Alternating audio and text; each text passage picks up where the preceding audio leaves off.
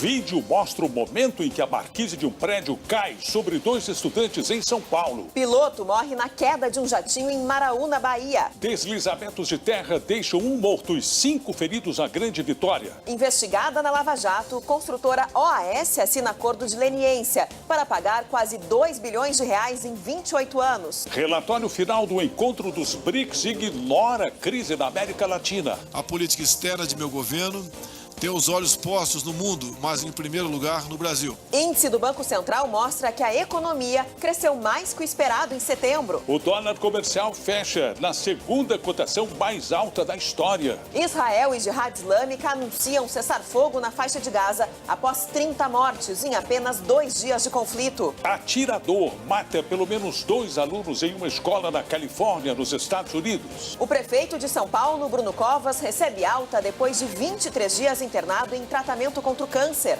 Jogão de futebol no Maracanã. Empate com o Vasco adia a possibilidade de título antecipado no Flamengo no próximo domingo.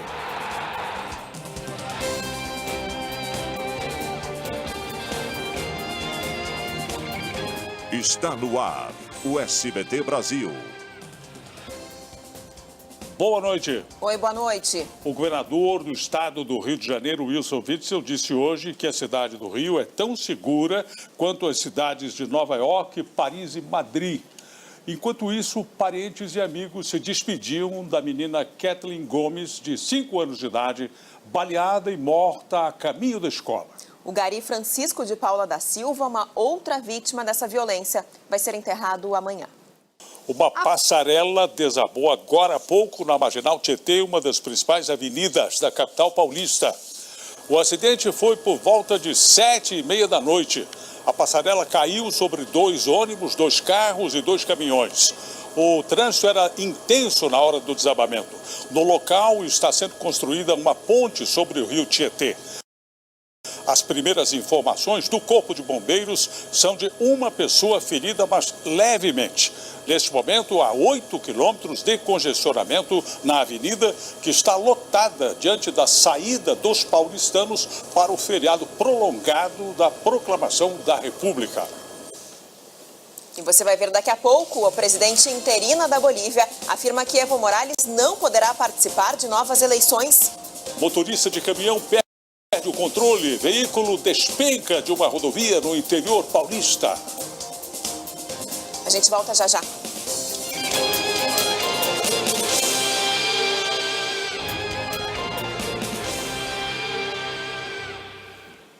Foi enterrado hoje no interior de São Paulo o corpo do estudante de 17 anos que morreu depois que a marquise de um prédio desabou em cima dele e de um amigo. O acidente foi no bairro dos Jardins, que é um dos mais ricos da capital paulista. O Conselho Regional de Engenharia acredita que uma sobrecarga na marquise pode ter provocado o desabamento.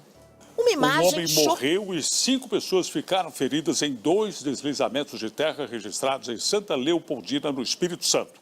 A cidade foi uma das mais atingidas pela chuva nas últimas 48 horas. Pelas imagens, não dá... Tem previsão de chuva forte para o sul e o sudeste neste feriado. Uma frente fria provoca temporais entre o Rio Grande do Sul, o estado de São Paulo, Oeste Mineiro, Rio de Janeiro e Espírito Santo. Atenção para os ventos que devem passar dos 90 km por hora.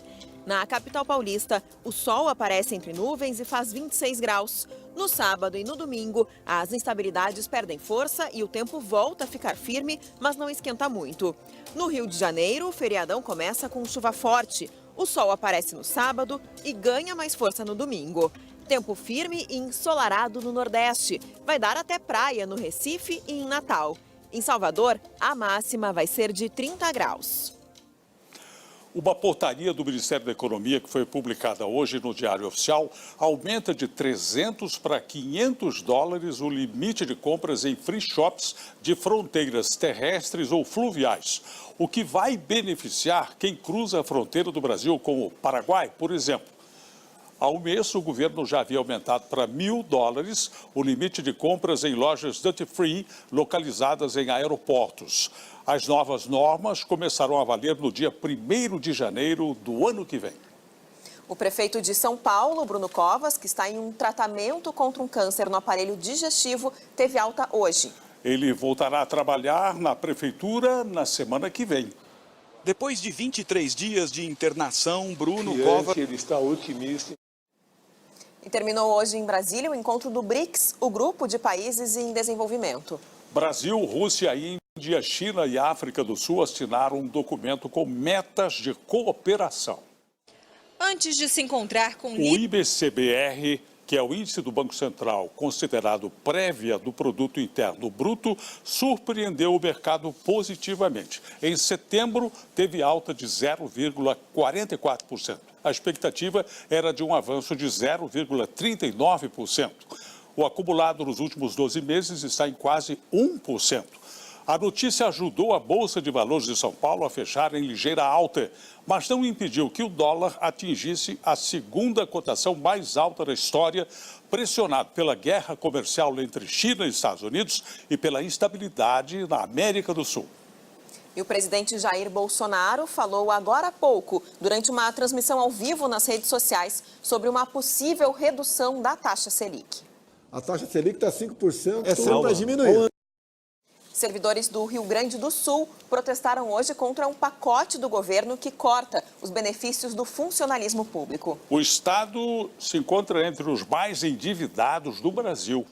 A mobilização... O presidente do Supremo Tribunal Federal, ministro Dias Toffoli, mandou o Banco Central entregar cópias de todos os relatórios de inteligência financeira produzidos nos últimos 3 anos pelo antigo COAF, o Conselho de Controle de Atividades Financeiras. Com a medida, ele tem acesso a dados sigilosos de cerca de 600 mil contas bancárias. Investigada na Operação Lava Jato, a empreiteira OAS assinou hoje um acordo de leniência para devolver aos cofres públicos quase 2 bilhões de reais. O pagamento será feito até dezembro de 2047. Em troca de diminuição de penas, o grupo OAS... A defesa da OAS disse que o acordo de leniência abre a possibilidade de a empreiteira construir uma nova história e que o grupo está comprometido em implementar programas de integridade para uma atuação ética em seus negócios. O Tribunal Federal da 4ª Região anulou uma sentença da juíza Gabriela Hart, que substituiu temporariamente Sérgio Moro na 13ª Vara Federal em Curitiba. Na decisão em que condenou 7 réus por desvio de dinheiro público no estado do Paraná, a magistrada copiou e colou trechos das alegações do Ministério Público como se fossem dela. Gabriela Hart é a mesma juíza que condenou o ex-presidente Lula no caso do sítio de Atibaia. A defesa do petista quer a anulação do processo, alegando que ela também copiou a sentença de Sérgio Moro do caso do Tríplex de Guarujá. A assessoria da magistrada disse que ela não vai se manifestar sobre a decisão. A autoproclamada presidente interina da Bolívia afirmou hoje que o ex-presidente Evo Morales não poderá ser candidato nas novas eleições, ainda sem data marcada. Jeanine Agnès garantiu que um novo pleito será realizado em breve. Um atirador abriu fogo contra alunos de uma escola de ensino médio no estado americano da Califórnia. Pelo menos 2 adolescentes morreram. Mais 3. O governo de Israel e a Jihad Islâmica anunciaram hoje um cessar-fogo na faixa de Gaza. A nova onda de violência na região já deixou mais de 30 mortos em apenas 2 dias. No Dia Mundial do Diabetes, o Ministério da Saúde alerta que já são 13 milhões de portadores dessa doença no país. E os números vêm crescendo, principalmente entre os homens a partir dos 55 anos. Nós voltamos agora a falar sobre a queda de uma passarela na Avenida Marginal Tietê, zona oeste de São Paulo. O Corpo de Bombeiros informou que a estrutura metálica que desabou era usada por operários que estão construindo uma nova ponte sobre o rio Tietê. Essas imagens, feitas por um cinegrafista amador, mostram as pessoas que estavam dentro dos ônibus atingidos pela passarela, deixando os veículos.